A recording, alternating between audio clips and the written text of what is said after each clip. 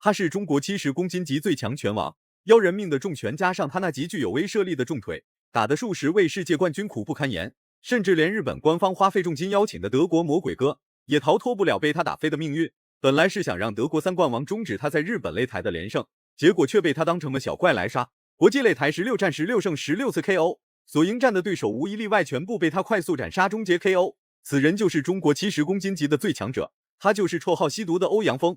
就在欧阳锋刚刚跻身70公斤级世界排名之际，他却遭到了6位世界冠军的点名挑战。看来70公斤级的世界排名并不太欢迎欧阳锋。这一次欧阳锋的对手可不简单，他就是绰号胡子杀手的戴维特·齐利亚。形容他的实力只能用恐怖如斯来表达，90战88胜的战绩更是让他达到了一个令所有人心生畏惧的高度。他不仅是世界拳王、世界冠军，还是世界排名前3的选手。在中国打了13场比赛，比赛结果都是以 KO 对手寥寥收尾。齐利亚什么实力就不用多说了吧，即便世界排名不太欢迎欧阳锋，然而欧阳锋偏偏就是一位迎难而上、无视险阻的男人，越是有挑战性，欧阳锋就越喜欢，不然欧阳锋也不会在短时间内豪取16战全胜。他用实际行动诠释了来者不拒这句话，话就不多说了，来让我们欣赏一下欧阳锋的精彩表现。由于齐利亚超重，因此而被扣除了1分，这1分对欧阳锋来说非常重要，毕竟齐利亚这家伙并不是什么善茬，也不是什么籍籍无名的无名小卒。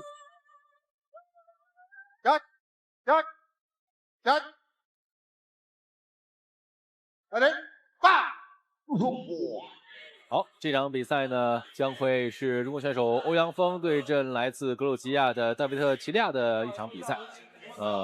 比赛一开始对手先被压了一点啊，因为体重的问题，2公斤啊。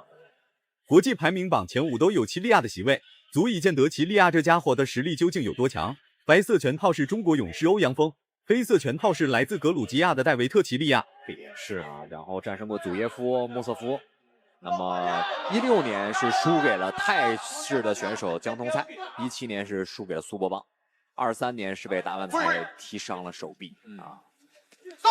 他就是面对控制流打得并不好。说实话，有段时间没在擂台上。其实关注高质量拳赛的应该都清楚齐利亚的实力。曾经吴雪松打魔鬼8人赛的时候，他就特别害怕遇见齐利亚，结果齐利亚倒在了8进4。于是吴雪松就轻松取得了魔鬼8人赛的胜利。人人都知道齐利亚的实力很强，但却忽略了欧阳锋在70公斤级的统治力。16连胜的战绩也不是捡来的，而是欧阳锋真真实实用拳头打出来的。我们还是中流砥柱啊！对，我们经常看经常能看到这个80后中流砥柱王腾霄老师给我们带来的解释啊。好，这个我兄弟88年的齐利亚现在在场上对阵的是97年的欧阳锋。齐利亚的这个风格呢，其实还是比较吃他的暴击啊，他的重击能力很强，抓实机的能力也比较强。这场比赛还好，欧阳锋是个正架，如果要是个反架呀，那齐利亚那个手又该难受了。是。欧阳锋呢是最近给我们带来了刚刚跻身世界排名的欧阳锋就遇见了如此强大的对手，一是可以证明他们认可了欧阳锋的实力，所以才派出像齐利亚这种顶尖高手来阻止欧阳锋；二是想让欧阳锋知难而退。欧阳锋在国际擂台征战了这么长时间，最终目的就是进入世界排名，证明中国力量。不得不说，齐利亚确实很强，完全不需要试探，直接就采取了强制措施来猛压欧阳锋那围坐动作。可以先把它放在一边。我觉得其实这是一个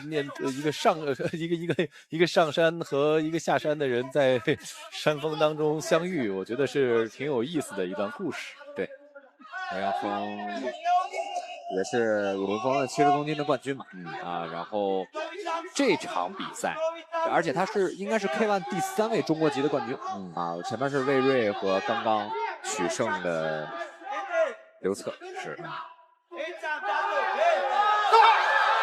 对于欧阳锋来说，这场比赛的胜利十分重要，只要能拿下这次胜利，那么就可以证明欧阳锋有进入世界排名的实力，并且还可以从侧面表达出他拥有稳居世界排名前10的能力。打进世界排名才只是一个开始，能稳住向上发展才是对欧阳锋实力的终极考验。好，这是第2回合的比赛。其实也能够明显感觉到，在上一回当中呢，欧阳锋是有着比较明显的优势的。我们也通过数据呢来看一下，上一回合红方拳法11中2，回法红方24 8中16，西法红方是4中4。再看蓝方的数据，拳法23中3，腿法2中1，西法没有使用。这个有色胆数差距比较大了。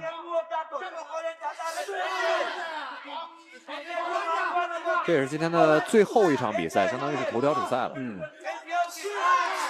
第二回合开始了，欧阳锋26岁正值巅峰，能打17。然而齐利亚已经35岁，尽管双方有很大的年龄差异，但齐利亚依然能稳稳地控制住比赛节奏，给欧阳锋制造巨大威胁。年轻气盛、努力向上攀爬的欧阳锋非常渴望机会，这一次机会算是给了欧阳锋，就是不知道欧阳锋能不能把握得住。例子换一个毕竟是80后的中坚力量。好，行，我们关注比赛。